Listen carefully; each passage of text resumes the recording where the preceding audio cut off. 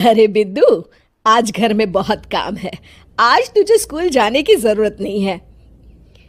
लेकिन दादी, आज तो स्कूल में मेरा टेस्ट है। अरे एक दिन स्कूल नहीं जाएगी तो ऐसी कौन सी तेरी कलेक्टर की पढ़ाई छूट जाएगी। वैसे भी मैं देख रही हूँ आजकल तो बड़ी ढीठ हो गई है। अपनी दादी की बातें सुनकर बिंदु नाराज हो जाती है। तभी उसकी माँ कहती है,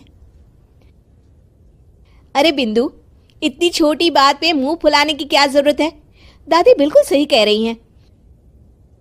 लड़कियों को तो घर के काम काज सीखना चाहिए। अरे बहू, रमेश के लाड़ प्यार ने इसे बिगाड़ रखा है। कम से कम तू तो मेरी बात समझती है। अच्छा, मेरी पूजा का समय हो गया है, मैं पूजा करने जा रही हूँ। इतना कहकर रमेश की माँ वहां से चली जाती है। इस तरह बिंदु की दादी और माँ दोनों अक्सर उसे घर के कामों में ही उलझा कर रखते थे। कुछ दिनों के बाद राजू और बिंदु के 10वीं के रिजल्ट्स आते हैं। दोनों बच्चे दादी को अपना अपना रिपोर्ट कार्ड दिखाते हैं। शाबाश मेरे लाल, तू तो बड़े अच्छे नंबरों से पास हुआ है। तभी बिंदु कहती है, दादी, मैं भी अच्छे नंबरों से पास हुई हूँ। रमेश की माँ बिंदु को अनदेखा करते हुए कहती है, हाँ हाँ ठीक है, अभी यहाँ खड़ी क्या कर रही है, सुन लिया मैंने। जाकर मेरे लिए चाय बना कर लिया। बिंदु उदास होकर चाय बनाने किचन में चली जाती है। तभी राजू कहता है, दादी, मैं क्रिकेट के कोचिंग सेंटर में एडमिशन लेना चाहता हूँ। अरे वाह राजू बेटा, ये तो तूने बड़ी अच्छी बात कही। तू कल ही अपना एडमिशन करा ले, जितनी भी फीस होगी मैं दे दूंगी। अरे एक दिन मेरा पोता विराट कोहली बनेगा। इस तरह अक्सर रमेश की माँ अपनी पोती बिंदु के साथ दुर्व्यवहार करती थी। कुछ दिनों के बाद रमेश की माँ और उसकी पत्नी दोनों सास बहू मिलकर राजू का एडमिशन अच्छे स्कूल में करवा देते हैं, लेकिन बिंदु का एडमिशन नहीं करवाते। इस बात से नाराज होकर बिंदु अपनी दादी से कहती है, लेकिन दादी, मुझे भी आगे की पढ़ाई करनी है। अरे क्या करेगी आगे की पढ़ाई लिखाई करके, हैं? आज से ये पढ़ाई का भूत अपने दिमाग से उतार दे।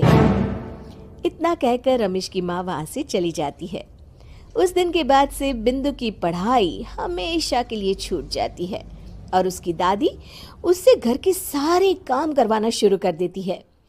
इस तरह उसका सारा दिन घर के कामों में ही बीत जाता था। कुछ दिन बीत जाते हैं और एक दिन रमेश छुट्टियों पर घर आता है। बिंदु को घर के काम करते हुए देख उससे कहता है, अरे बिंदु बेटा, तुम स्कूल नहीं गई? पिताजी, दादी ने मेरा एडमिशन कराने से मना कर दिया है। वे कहती हैं घर पे रहकर घर के काम करना सीख। अपनी माँ का ये बर्ताव देख रमेश को बहुत गुस्सा आता है और वो अपनी माँ से कहता है, माँ, ये तुमने क्या किया? आगे की पढ़ाई के लिए स्कूल में बिंदु का एडमिशन क्यों नहीं करवाया? अरे बेटा, लड़की जात है, ज्यादा पढ़ लिख कर क्या करेगी? वैसे भी शादी के बाद तो इसे घर के ही काम करने हैं ना।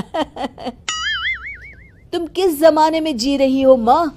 अगर कल्पना चावला के घर वाले भी तुम्हारी सोच के होते तो क्या वो पूरी दुनिया में हिंदुस्तान का नाम रोशन कर पाती?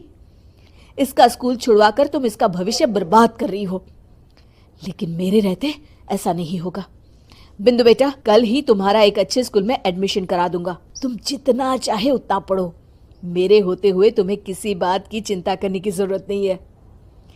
अपने पिता से हौसला पाकर बिंदु खुश हो जाती है और कहती है, जी पापा, मैं खूब मन लगाकर पढ़ाई करूंगी और बड़ी होकर डॉक्टर बनूंगी। ये हुई ना बात, शाबाश मेरी बेटी। शिक्षा, लड़का हो या लड़की, हमें दोनों को आगे बढ़ने का मौका देना चाहिए।